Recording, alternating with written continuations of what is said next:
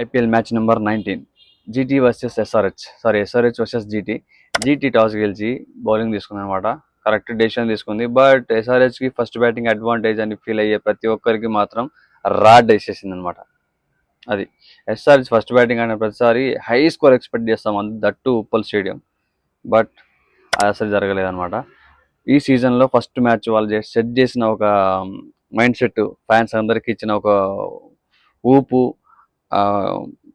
ఉంటారు కదా, దాన్ని లేపడం, మనిషిని అందరిని లేపేసి పెట్టేశారు అనమాట. ఎక్స్పెక్టేషన్స్ ఎక్కడో పెట్టేశారు. అలాంటిది తర్వాత నెక్స్ట్ 3 మ్యాచ్లు వరుసగా దడ పడిపోయారు. లాస్ట్ సీజన్ బీభత్సంగా ఉతికి పడేశారు. అక్కడక్కడ ఫెయిల్యూర్ అయ్యారు, ఓకే ఫైన్.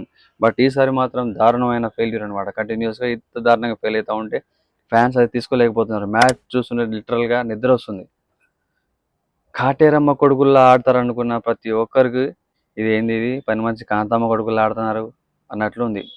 అంటే ఆ టీంలో పర్ఫార్మెన్స్ బ్యాట్స్మెన్ లైనప్ లేక కాదు, కానీ ఎదుటి బౌలర్స్ని ఎదుర్కోలేకపోతున్నారు. గుడ్డిగా ఆడుతున్నారు, అని అర్థం కావట్లే. అంటే కరెక్ట్ బౌలర్ తగిలితే వీళ్ళు ఆడలేరేమో అని అనిపిస్తుంది. ఇప్పుడు అంత దారుణంగా ఆడుతున్నారు ప్రతి ఒక్కరు.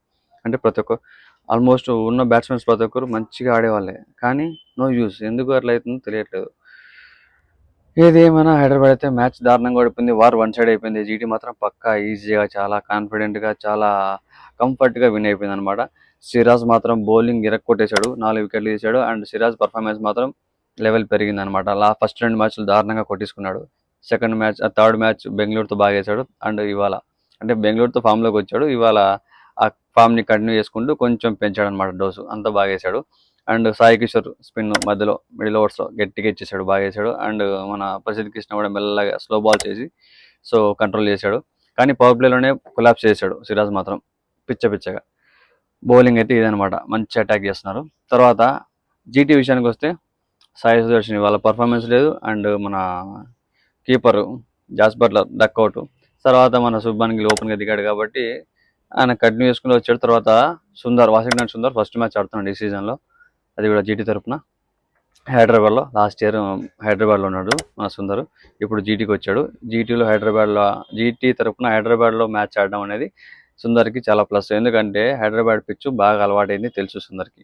సో అదేవిధంగా సెకండ్ బ్యాటింగ్ పిచ్కి బాగుంటుంది, బ్యాటింగ్ ఆడే వాళ్ళకి బాగుంటుంది అని చెప్పి కూడా సుందర్కి ఒక ఐడియా ఉంది కాబట్టి తీసుకోవడం జరిగింది అని నాకు అనిపించింది. అలాగే తీసుకున్నట్టే కుక్కని కొట్టాడు సుందర్ మాత్రం.